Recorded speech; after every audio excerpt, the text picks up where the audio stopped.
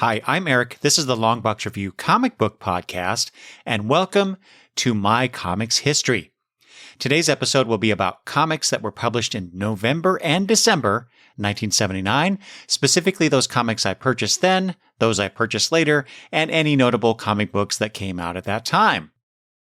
Then I'll be discussing the one issue I bought in December 1979. But first, what have I been reading? So at the time of this recording, in February, I read 71 comic books. To start off, for the ones I want to talk about, I read Wonder Woman number 300. This is from the first volume. And this was a recent purchase I made because of the Fife Files on YouTube, which had Michelle Fife talking about Keith Giffen's art and career. It's one of those dream sequence stories, each drawn by a different artist to celebrate the character and the milestone of issue 300. It also features Wonder Woman chatting with her Earth 2 counterpart, and because of this, agreeing to marry Steve Trevor. She even kills off her Diana Prince identity in the issue. I got it because it was a milestone issue, and like I said, Michelle Fife talking about Keith Giffen. Keith Giffen had a page that he drew in this issue. But it was a lot of fun to read pre-crisis Wonder Woman stuff. One of my digital comics reads was called It's Bitter Baby and It's Very Sweet by Keezy Young. It's about a couple of high school friends who, after being chased by a school bully into a house, discover a horrible secret about the house's owner. It's horror. It's a horror comic, which Keezy Young seems to like to do. But it's pretty horror because of the art. It was well worth the $8 that she was asking for. And like I said before, maybe even last episode, Keezy Young is one of those artists that I am now following and pretty much want to buy everything that they put out. I also finally got around to reading the facsimile version of Limited Collector's Edition 48, which was the Superman vs. Flash racing stories. The first one was the classic story you probably know, which resulted in a draw.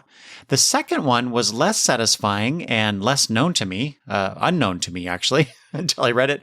And both characters seemed out of sorts compared to how they treated each other in the first story. So that led me to think it was a strange set of stories to put in this treasury. There was also a feature, at least in the introductory image, was drawn by Neil Adams' Superman of what is in his Fortress of Solitude, and then it promised another look later. So I'm kind of curious where that second part of whatever that is, where that was printed. So if you know, please let me know because I'm really curious what that looked like. I continue to enjoy DCKO, and issue 4, which was my most recent read of that series, also featured a second story involving the Omega Legion, written by Joshua Williamson, who, of course, is bringing back a Legion title this summer, which I just found out recently. It made me excited to see where this Legion goes next, the Omega Legion. Look for the Reader's Roundup episode of Tales of the Legion Project. Anyway, this is where Peter and I discussed this a little bit more. Also, Ink Hulk Fan 2, which I assume is Incredible Hulk Fan 2 on YouTube, left this comment. Quote, I have come around on DCKO. They have made what could have been hokey entertaining. I am pleased with the results of the first round of matchups. I think the winners did make sense for the most part. And I probably should have looked at what I said were my matchup choices and then compared that. I think I meant to do that, and then DCKO they didn't follow the format that I thought they were going to. I thought that each issue would be a new round, and we get to see that. What do they call that? Where they match the cat. I'm not sure what they call that. Whatever the rounds of matchups are. Anyway. But they didn't do that, so I didn't feel the need to continue doing that in later, as I read later issues. I also finally read the latest series of my second favorite Marvel hero, Moon Knight, which was Moon Knight Fist of Khonshu, issues 1 through 14. I haven't read a Moon Knight comic in a bit, despite hearing that Jed MacKay's long run on the character has been great. I enjoyed how Mark Spector's multiple personalities were played with in this series, as well as his mystical connections with Khonshu. The relationship he has with Tigra was new to me, and I didn't like what happened to the Midnight Mission in this series because it just made it sound, the Midnight Mission made it, it sounded like it was a really cool concept, which means I need now to go back and read the earlier stuff that feature the Midnight Mission. Spoilers, it got better. The Midnight Mission, I mean. So I read some magazine-sized comics in Pixies of the 60s, We Can Work It Out, Come Find Me, and One for Sorrow. Pixies of the 60s is from Humanoids and is the first of two collections of Pixies of the 60s, but it's the second one I bought. The first one I talked about in a previous episode. I forget which one. And then I remembered, oh yeah, I meant to buy that other collection and finally did. So anyway, this features a 1960s Great Britain that has fairies living among the human folk. And what the stories have been about, the prejudice that the fairies experience. So, a bit of comparison to our time, if you will. The other two issues that I read were from Distillery. Come Find Me is a horror anthology. And in at least one case, that term is very loosely applied to be okay.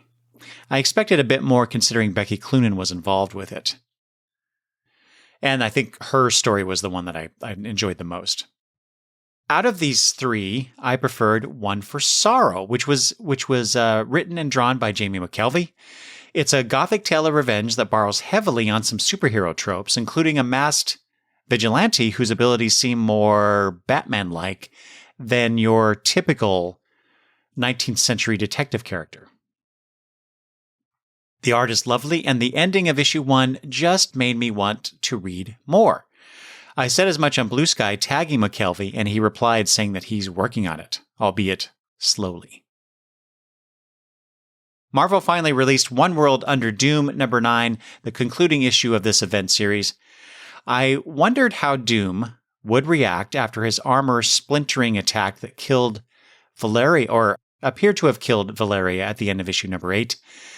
And it went about as much as I expected. Doom loves his goddaughter and sacrificed all to bring her back. Of course, this means what he'd set up in the previous issues all fell apart, and the world, as Reed Richards pointedly told him, was worse off than before. I know Ryan North has indicated that this was not a reaction to President Cheeto, but it sure reads like it. Down to the man on the street interviews near the end, where one representative person still declares it's Doom's world. Much like the so-called Christian supporters who think President Cheeto is God's will being done on Earth. Regardless, I am very curious how Doom comes back from his apparent death and what will be the consequences of his last will and testament. I've not read anything beyond this issue involving One World Under Doom. I know there's like a one-shot that comes after this, and then I'm not sure what comes next, actually. So I'm anxious for Marvel to release those issues so I can read on as to what comes after this. I think I've read the last of the original graphic novels involving a parent dying. With Talking to My Father's Ghost by Alex Crocus. This was a collection of 2-page shorts showing the decline and death of the creator's father and the subsequent, quote-unquote, haunting by his father's ghost. It's told using animals as the people, and the haunting is more of a conversation the creator is having with his dad over time. It's heartwarming and funny, and it made me think about some of the funny and fun things my dad did. So it was a nice respite to the angst-focused type stuff that I had read in this last year. Another original graphic novel I read was one that I pre-ordered, but was canceled for lateness by DCBS. A few days later, my wife wanted to go to the bookstore, and so I bought A Guest in the House by E.M. Carroll. On the surface, this is a story about a new wife adjusting to married life and a teenage stepdaughter. A comment about the previous mother opens the door for a supernatural force to haunt our protagonist. Or is everything as it seems to be? I was genuinely surprised at the ending and adored the depictions of the ghost in the book. Some of the illustrations of that ghost are in vibrant, lush color of the otherwise monotone colored story. I don't want to spoil it, but man, this book is well worth your time. So seek out A Guest in the House if that sounds interesting to you. Welcome to the world of tomorrow! The Legion of Superheroes through the Silver Age, the Bronze Age, the Baxter series, 5 years later, the reboot, the 3-boot, the retroboot, the animated series. We have banded together as the Legion of Super Bloggers to cover it all. Seek us out at legionofsuperbloggers.blogspot.com.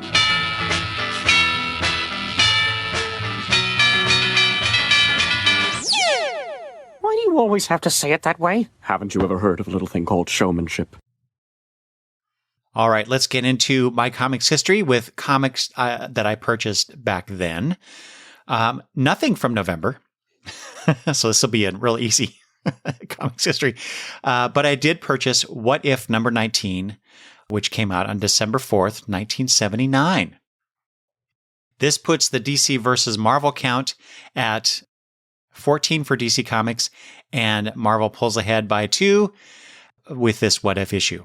So 14th and 16th. I did do a little bit of looking ahead and seeing, well, at what point did my DC Comics reading really start to ramp up and I surpass the Marvel stuff? And that's coming soon. All right. Comics that I purchased later that came out at this time. In November, I purchased, for the ones that came out in November that I purchased later, starts off with Adventure Comics 468, which gives us the Starman origin. Brave and the Bold number 159 teams up Batman with Ra's al Ghul, Master of the Assassins. It's funny that Ra's name is smaller than the title Master of Assassins is on the cover. They missed an opportunity in DC Comics Presents number 18 to team up Superman with one of his enemies, as they did in Brave and the Bold, but Zatanna is the one that he teams up with in this issue. The special surprise bonus promised on the cover of Detective Comics number 488 was, quote, a different kind of story, a Tales of Gotham City feature called The Last Duty. And having thumbed through that, it's about a particular Gotham City policeman who is going to be retiring soon.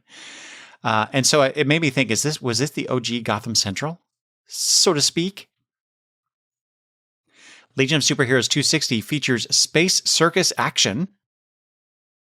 New Adventures of Superboy number 3 gives him his first superpowered antagonist, if you go by the cover anyway. And I wanted to include this amendment to what I said before about this title. I discovered I did not purchase number 2 back in 1979. I did get number 1 and would return with number 5, which was also probably my last issue. So I did not read as many New Adventures of Superboy issues as I first thought, even though I did later go and get the entirety of the series. So I'm really curious why I thought that at first, because when I read number 2 and then having thumbed through issue number 3, it's very clear that I have no direct memory of actually having read those issues. So anyway, this is the problem with relying a lot on my memory, though, for these things that happened 40 plus years ago. And then finally, in November, for an issue that came out in November, I got later Time Warp number 3, which has been for the last couple episodes anyway, been a staple of comics purchased later.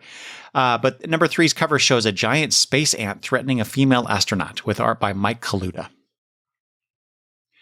In December, for the comics that came out in that month, I later bought Adventure Comics 469, which concludes Starman's origin and has a cover showing him fighting a space lizard, which is actually probably one of my favorite covers featuring that character. DC Special Blue Ribbon Digest #1, a very special comic to me, featuring the Legion of Superheroes.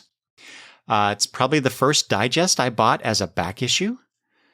And the reprint of the Sun Eater story with the Fatal Five and the heroic death of Pharaoh Lad helps cement my love for the characters to this day. It is probably my favorite Silver Age story featuring the Legion of Superheroes. The cover to Brave and the Bold #160 declares, quote, "Together again, the team you demanded," which is Batman and Supergirl, who was last in issue 147.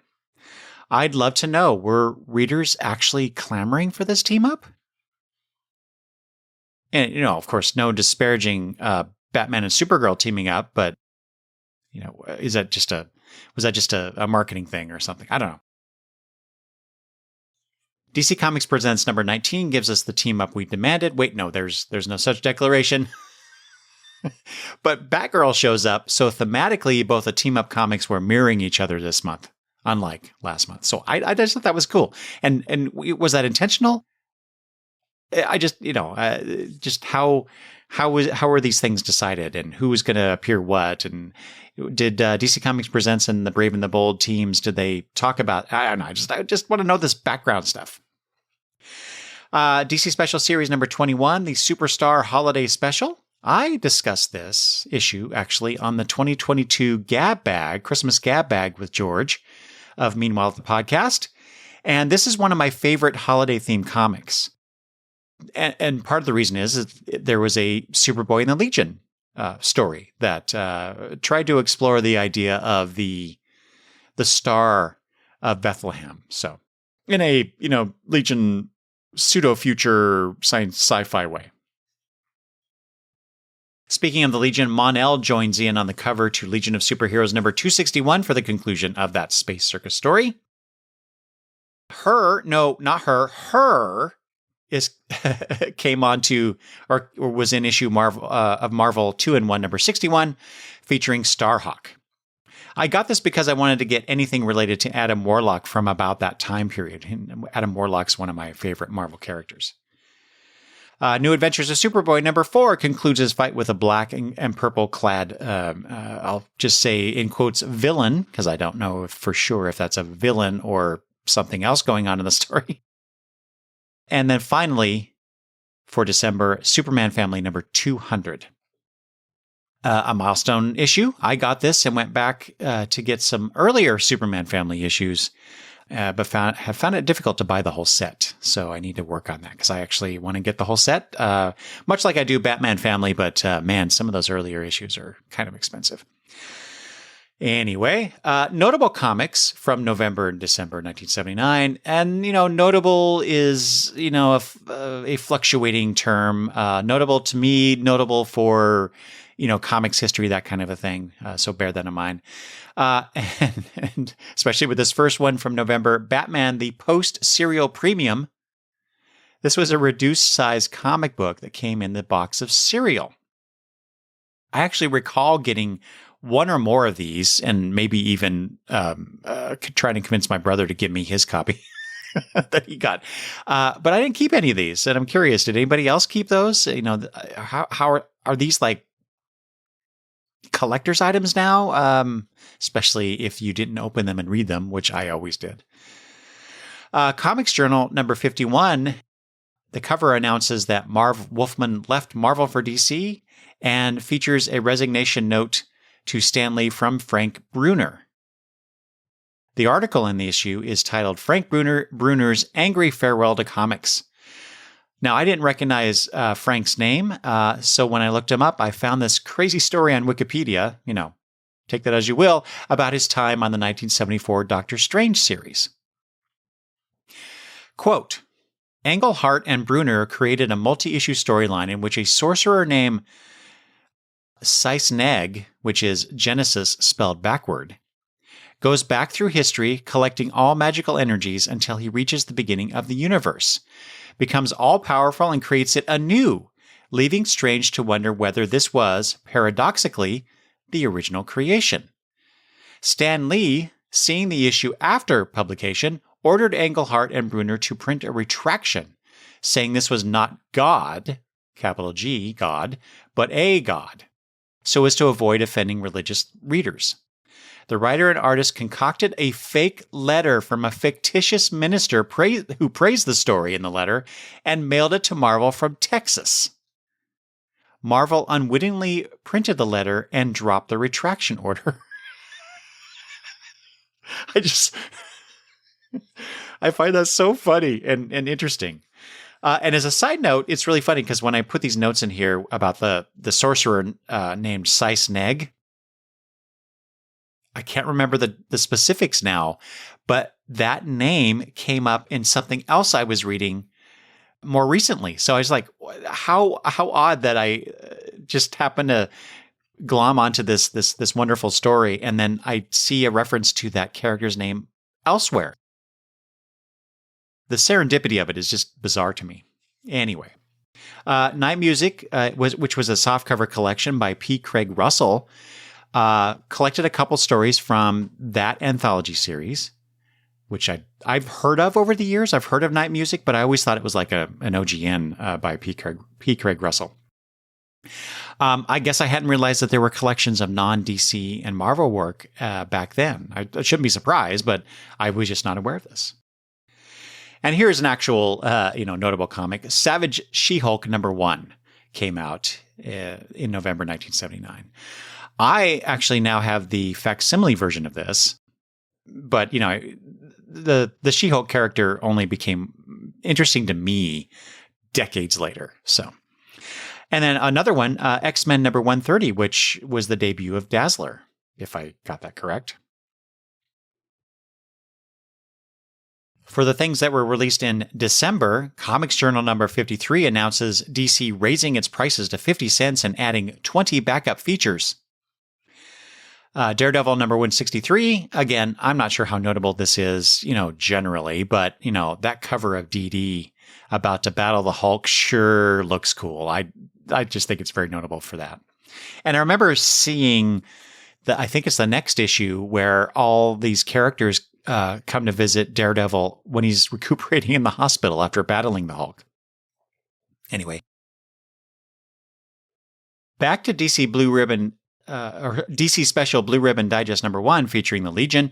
So it reprinted stories from Superboy 247, which introduced the Legion, Adventure Comics 349, which is the first appearance of Universo and Ron Vidar, Adventure Comics 306, which introduced us to the Legion of Substitute Heroes, and Adventure Comics 352 and 353. Is that right? In my notes, I wrote 352 twice. So now is it 351, 352, or 352? I don't remember now. Oh, well. Which was the first appearance of the Fatal Five and the death of the first Legionnaire. So it's notable for that. King Conan #1 came out in December 1979. Marvel Super Special number 15, which was the Star Trek The Motion Picture adaptation. And I bought a reprint or facsimile. I don't know which it is. Later, obviously. Star Wars Annual #1, the first and maybe only annual, as I recall. I don't know, but it was definitely the first annual. Superboy Spectacular #1. This was, I found out, reading, I don't remember what the name of the book was, but this huge tome about DC history. I think it was written by Paul Levitz. This was the first direct market DC comic that they released. It was a tryout for direct market comics. And then, obviously what followed. And then finally, that came out in December 1979, Wonder Woman number 265, notable to me because the backups, they have a series of backups starting that feature Wonder Girl. And now I need to go find those issues and read them. All right, before I transition to What If number 19, I have some feedback about my favorite comic books of 2025 episode from Michael on Facebook. He writes, quote, "Some of my favorites, in no particular order, were Exquisite Corpses, Redcoat, G.I. Joe, Age of Revelation, They Choose Violence, The Voice Said Kill, and Voyeur. Michael, I know about all these except for Voyeur, so I'm going to have to check that out. And the only one I've read of these is Redcoat. About my spotlight of the Titans 2025 annual, Nancy on Blue Sky agreed with my comments and added, quote, I also love New Teen Titans number 38, as well as Donna and Dick's friendship. I hope this issue settles her origin story once and for all, however long that is in comics time. And I second that wholeheartedly, Nancy. But I think we're going to be disappointed eventually. And finally, Damien, aka Sleepy Reader 666 on YouTube, complimented the Titans Annual 2025 episode with fantastic and powerful episode. Eric knocked it out of the park. And thank you, Damien. I really appreciate that. Thank you all for your comments. It really makes me feel like what I'm doing is worthwhile when I get them. Please keep sending the feedback. I love to reiterate them here on the show. Okay, let's get to the main event, spotlighting What If number 19. This was a 34 story page issue out of 45 pages for 75 cents. The writer was Peter B. Gillis, penciler Pat Broderick, inker Michael Esposito, letterer Tom Orzechowski, colorist Roger Sliffer, and with a cover by Broderick and Esposito. Marvel's description of this issue is this. Peter Parker throws anonymity to the wind and instead embraces celebrity. What if Spider-Man chose show business over heroism? But someone's got a death wish for movie star Peter Parker, and Daredevil's keen to solve the mystery. So keep that in mind as I go through the synopsis. Here's the synopsis for a story titled, What If Spider-Man Had Stopped the Burglar Who Killed His Uncle? The story opens with an image of the Watcher, this series host, declaring, quote, here is a common tragedy with uncommon participants.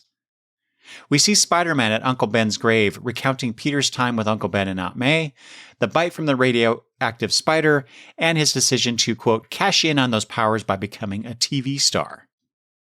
But fate intervened, and a burglar, whom Peter did not stop at the studio, later killed his uncle, setting Peter on his path to become the guilt-ridden Spider-Man. The Watcher reminds us that, quote, lately, I have learned there exists countless alternate realities which branch off from the world you know at major critical instants. Spider-Man's story begins again with a burglar running past him, but this time he intervenes, thinking it would be, of course, good publicity. Later, after the Daily Globe newspaper reports the incident, J. Jonah Jameson admits that he's upset that the Bugle didn't get even one picture. Spider-Man convinces a film producer that the public demands Spider-Man, and that the producer can get him on the big screen. To illustrate his abilities, Spider-Man jumps up from a chair and walks on the ceiling. The producer is suitably impressed. At high school, Peter brushes off Flash Thompson's bullying, telling him, quote, I don't care for nobody's touching me. It's a pretty funny expression, too, that Broderick puts on Peter's face. Then we see Spider-Man hosting The Tonight Show for Johnny Carson. He starts to do a live ad for antiperspirant spray when NBC News interrupts, announcing that astronaut John Jameson died upon re-entry into the Earth's atmosphere. We see reporters at the Bugle interviewing J. Jonah, who declares his son a hero, unlike those clowns with superpowers.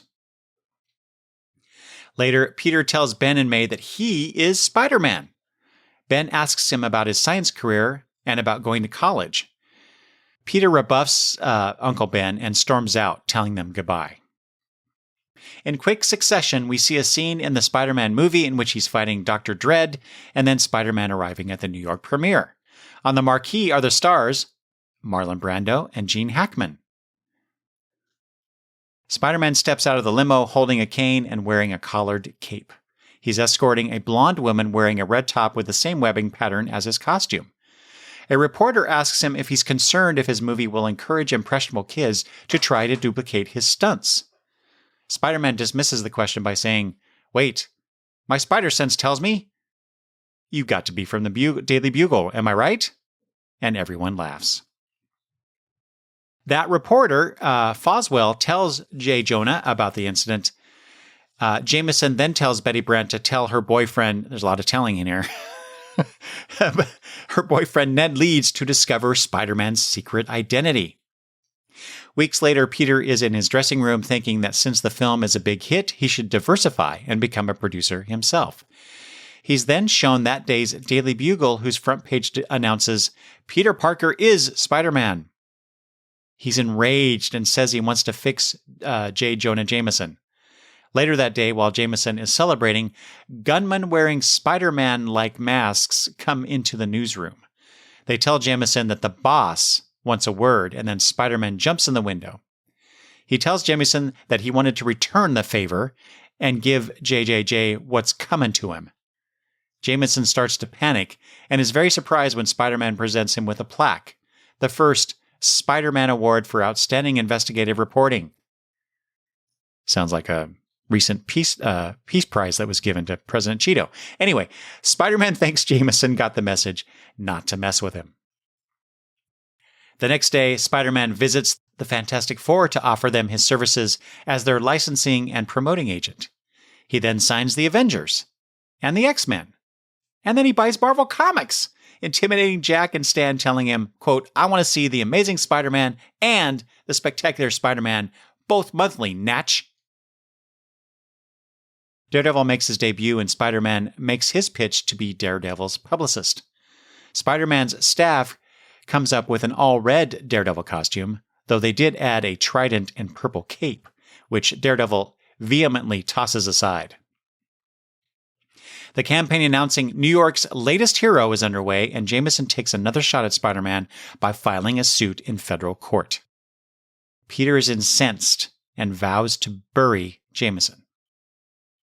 To do that, he begins to follow Betty Brant, which leads him to the Enforcers and eventually the Big Man, whose real identity of Frederick Foswell he provides to the Globe, which runs his headline, "Crime Syndicate Run from Bugle Offices."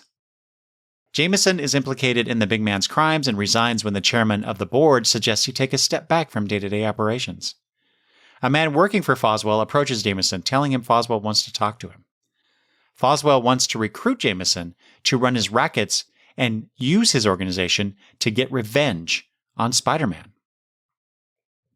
At first, Jameson resists, but after seeing the billboard announcing Daredevil's debut, he makes a phone call. 6 months later, Spider-Man is filming a new movie in L.A. In a fight with the robotic Dragoon, Spider-Man gets zapped a little too hard and Daredevil has to catch him as he falls. Later, Daredevil tells Peter that there's a hit out on him, but Peter plays it down. "Who, me? I'm just an actor." During a workout session, Peter is attacked by Kraven the Hunter, whose poison-tipped claws cause him to pass out. Peter now realizes what Daredevil has told him. Someone is trying to kill him. Daredevil decides to bodyguard Peter even during a production meeting. Daredevil smells spirit gum and latex, but before he can do anything, both he and Peter fall through a trap door. When they come to, they are confronted by a sinister six, all of whom were the same people in that production meeting. They are Electro, Dr. Octopus, Mysterio, who announces later he was part of the special effects team on Peter's movies, the Vulture, Sandman, and a hooded figure who tells Peter, "You're going to pay, Parker. Pay for everything." Peter hides behind Daredevil as the villains attack. Daredevil is able to get a few good hits in, including taking out Vulture, but the numbers are against him. He pleads with Peter for help because Peter has super strength, but Peter hesitates until he realizes that Daredevil will be killed. Peter dons his Spider-Man costume and joins the fight. He takes out Electro first, then Doc Ock, Mysterio, and Sandman. Finally, only the Hooded Man is left. Spider-Man unmasks him, revealing J. Jonah Jameson. A crying Jameson tells Spider-Man, "You can't have won, Parker. You're a villain. You've destroyed everything." Spider-Man realizes that Jameson is right. He did destroy the man. Quote, "I had a chance to do something good with my powers, like Uncle Ben said. Instead, I used them for greed, destroying one man's life and nearly causing another's death." The Watcher gets the final word. And so, Peter Parker learns that with great power comes great responsibility. So I'm going to start with the cover.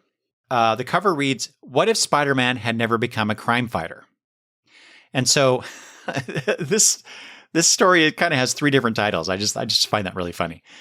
You got the title thing, you got the actual title of the story, and then what Marvel's description of it. What if Spider-Man show business over here? I mean, they're all basically the same thing. I just find it funny that there's three separate things relating to this particular issue. But I'm sure that idea and the image of Spider-Man wearing a cape and standing in the wings of a late-night talk show set while the MC says, "Here's Spidey," is what hooked me to buy this. This was also the first What If issue I had ever seen, so it was new and shiny and begging to be read. And boy, did I. It's one of several early issues I bought that I read and read and read so much that the back cover came off and the front cover is torn and wrinkled. I had also stapled the edges myself at some point because the pages were coming out. I didn't know about bags and boards at the time. And, I remember that I stored my comics in a shoebox, in a closet shelf. It's just, I didn't know how to take care of them until later. But I still have this issue. It's still torn up and beat up, and that's the one I read for this episode. Even though I also have it in a trade collection of What If issues. Two caption boxes near the bottom of the cover read, "The one you've been waiting for. Uncle Ben's alive and well, and Spider-Man's in the spotlight. But death is waiting in the wings." I'm really impressed with the detail of the background. There's a cameraman on a dolly, a boom mic hovering over Spidey's head, and in the distance, the couch for that show's guests, and the backdrop behind it showing a New York cityscape. This is interesting because Johnny Carson moved The Tonight Show, and it is The Tonight Show in the story, as I said, or just in the description or the synopsis, and Johnny himself is name-checked. But Johnny moved The Tonight Show to LA in 1972. So apparently, in this alternate Marvel universe, that did not happen. As far as the issue itself, page 1 gives us a wonderful Broderick Esposito Spider-Man pose, along with a cemetery scene with a gusty wind around the headstones, carrying leaves like it's like some sort of a Halloween horror type story. I don't know. Just seemed kind of tropey. What attracts my eye 4.5 decades later, though, is Peter Gillis as writer on one of the headstones. It's not a name that I can recall at all. Looking at some of his credits, he wrote mostly for Marvel and a bit for First through the 80s. He did a bit of DC work in the late 80s and nothing past the early 90s that I saw. Based on these credits, I can see why his name is unfamiliar to me. He wrote titles I did not read, such as Captain America, The Defenders, and Micronauts, among others. Back to the art, I would not have guessed this was Broderick based on Spider-Man's image alone, but I can see it in the Watcher's face and later with the security guards and Jameson's faces. Interesting that it's the older faces that I can see that in. There's a lot of hatching and whatnot, which that's how I remember Broderick from his Legion work as well. And kind of these exaggerated faces, heads that seem a bit stretched, vertically a little bit, really big eyes, that kind of a thing. Given how much I love Broderick's work on those few Legion of Superheroes that I remember, I find it interesting that I encountered his work here first, but didn't realize it until much later. Of course, I was used to seeing his work inked by someone other than Esposito as well. I mentioned for the cover the background details, and that is continued in the issue. In the scene with the movie producer, Broderick draws a wet bar in the background and a movie poster depicting a detailed sci-fi scene. It's just wonderful work. I mean, he put a lot of effort into those background images. Nowadays we'd see, blank panels for that kind of stuff. And I know they have to cover a lot of time with the story. But as soon as Peter leaves home, suddenly he's hosting The Tonight Show? It's also interesting to see Carson name-checked here, as I said before. That's something I used to see in comics from this era, but disappeared going into the next decade or so. This scene also shows where the typical Parker luck strikes, because he didn't become the hero Spider-Man. He didn't help save John Jameson, sending J. Jonah on his path in this story. Probably my major complaint of this story is the lack of Ben and May later in it. But I suppose if they were more involved, they might have talked some sense into Peter much earlier. The movie scene shows another great Spider-Man pose and background work. We get a classic-looking bust of Spider-Man shooting some webs at Dr. Dread, spelled D-R-E-A-D. I assumed it was a nod to Doctor Doom, but imagine my surprise when I discovered there is a Dr. Dread in the Marvel U, spelled D-R-E-D-D. And DC had a Doom-like Dr. Dread, D-R-E-A-D, in the Terrifics. So, did I can't remember who wrote the Terrifics. Was that Jeff Lemire? I'm not sure. But anyway, did they read this issue? Anyway, the background of this large panel is amazing. The large key lights, the camera rig, cameramen, the director, etc. And you can even see the faces of some of the background people, some of whom have what look like scowls on their faces. Maybe Spider-Man is making them work a Fraturday? Then in the panel below, it's the premiere with the movie marquee, including those two big star names. The cars and the crowd. Broderick sure pulled out the stops in this issue, is all I have to say about that. Or maybe Esposito, I'm not sure. It's in this movie premiere I have to wonder who some of these bit players are. When Spidey steps out of the limo, there's a certain redhead standing off to the left. And she looks a bit like Mary Jane Watson. In the next panel, two women are talking to each other about Spider-Man. One of them says, "Oh, Wanda, I have to touch him." Wanda says into the other's ear, "Hush, Annie, what would Harvey say?" Okay, so I thought this had to be a reference to Harvey Weinstein. But it couldn't be because Miramax was launched in December 1979, the same month as this issue. But coincidence doesn't stop there because Weinstein's brother Robert would marry a woman named Anne in 2000. But maybe there's a Marvel Harvey that I'm not familiar with that is actually being referenced here. And I apologize for invoking Weinstein's name, given what a scumbag he is.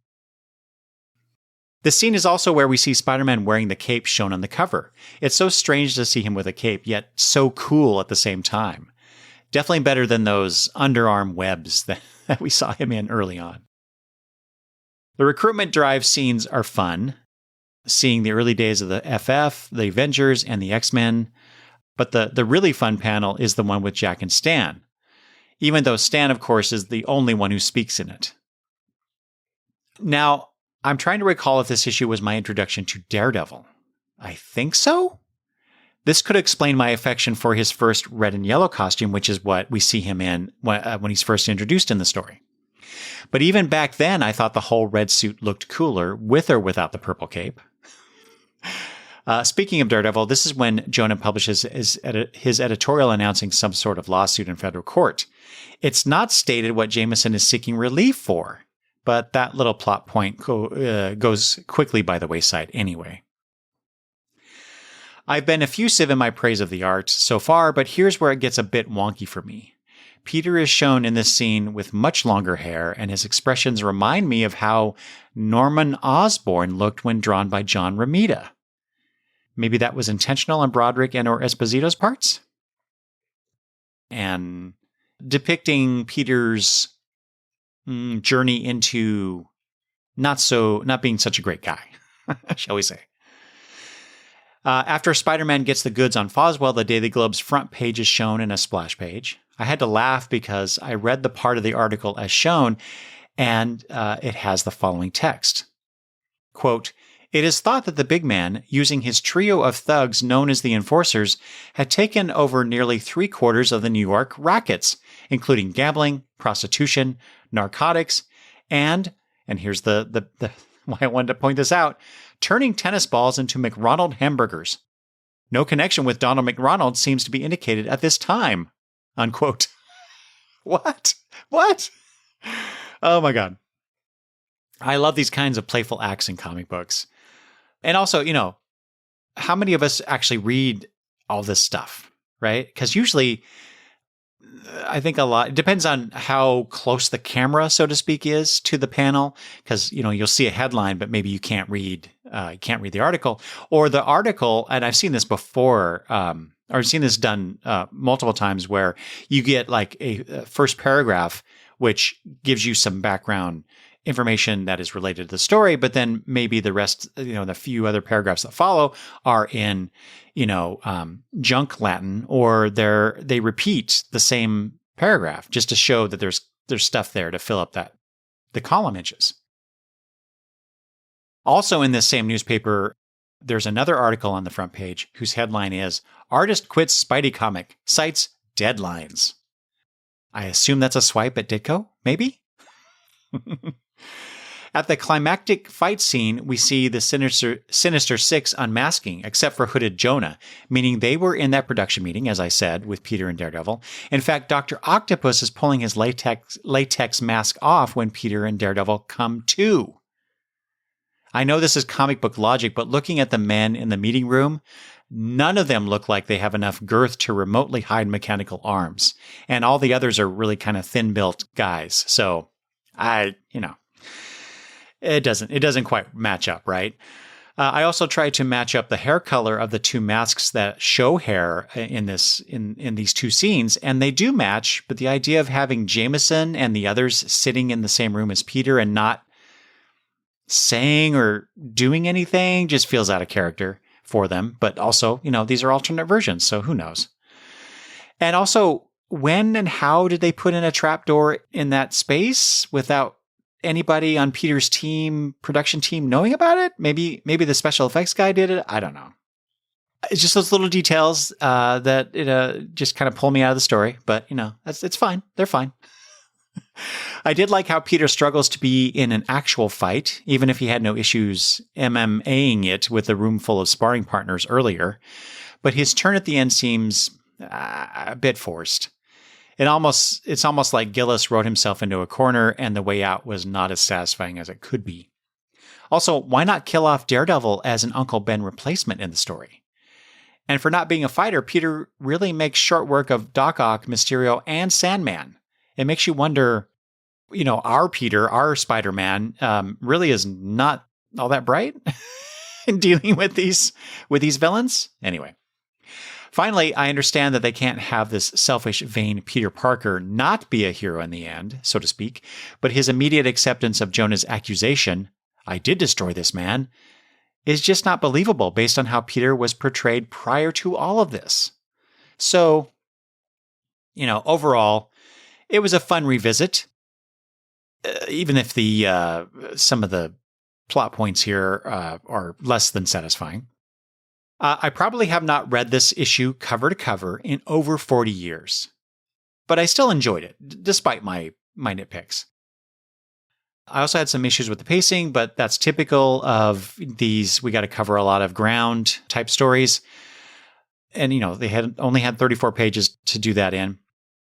Broderick, Esposito, and Slipher did a great job illustrating it. Speaking of Slipher, I also have this issue in trade form, and in that version, the coloring is much brighter, and I don't think it works as well in a few scenes. And, there's no, as far as I could find, there's no other recoloring credit for it. I had an opportunity to see what readers back then had to say about this issue because the letters pages are in the issues on the Marvel app. Assistant editor, then, Mark Grunwald, says in it that almost 90% of the letters they received were positive, though he doesn't say how many letters. A few published letters praised Gillis's portrayal of a selfish, glory-seeking Peter Parker. And finally, the letters pages end with The Watcher Knows, a trivia Q&A like DC's Ask the Answer Man. Here's one that I wanted to share with you from the list that was in issue 22. Question: are Satan, Hela, Mephisto, or is it Mephisto, and Pluto actually different physical forms of the same deathless being, or does each exist in a different dimension? Answer from the Watcher: all of the rulers of the netherworlds are separate entities, existing on their own specific dimensional netherworlds with their own spheres of dominion. Satan and Mephisto operate from tangent spheres of existence, says the Watcher. Anyway, I just found all that fun. So that's all I have for you for my comics history from November, December 1979. I'm looking forward to breaking into the next decade of comics that I bought, read, collected, and whatever else may come up in that examination. Please send feedback about this episode to longboxreview@gmail.com. Leave voicemail or text me at 208-953-1841 or contact me at Longbox Review on social media. If you're interested in some Longbox Review merch, you can visit my TeePublic page. The links for all of this are in the show notes. Thanks for listening, and I will talk to you later. Bye-bye.